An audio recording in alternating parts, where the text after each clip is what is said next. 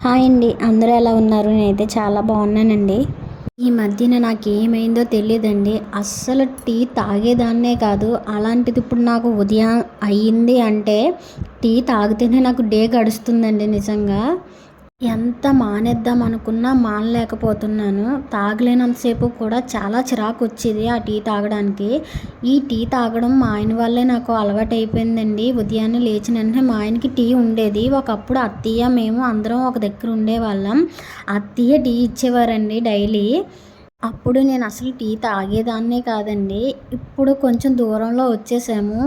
మా ఆయనకి రోజు టీ ఉండాలండి. ఆ టీతో పాటు లాస్ట్ మిగులుతుంది కదండీ! ఆ టీ ఉంచేస్తే సాయంత్రానికి పాడైపోతుంది కదా అని నేను తాగడం మొదలుపెట్టానండి. ఇంక చూసుకోండి, ఇంకంతే అయిపోయింది నా పని.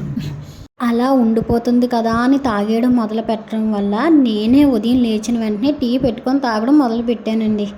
అలా సాయంత్రం అయితే బయటికెళ్ళామండి. బయటికెళ్ళి వచ్చేసరికి మా చార్లీ చూడండి ఆ ముక్కు అంతా ఎలా చేసుకుందో. పొయ్యిలో మూత పెట్టి శుభ్రం తిప్పినట్టుందండి. చూడండి ఎలా చేసిందో. అస్సలు ఈ వైట్ దాని మీద ఏది అంటుకున్నా సరే బేగా పోవట్లేదండి. చాలా చిరాకు తెప్పించేస్తుంది. ఏమన్నా గట్టిగా కానీ కొట్టామంటే అలుగుతుందండి మనిషి మీద నిజంగా. చాలా విచిత్రం అనిపిస్తదండి. మాటలు ఒకటే ఉండవు కానీ వాటిలు చేసే పనులు మాత్రం చాలా విచిత్రంగా ఉంటాయండి. చూడండి ఒకసారి ఎలా కొట్టాననేసి ఎలా అలుగుతుందో. ఆ మూతి చూడండి ఎలా చేసుకుందో.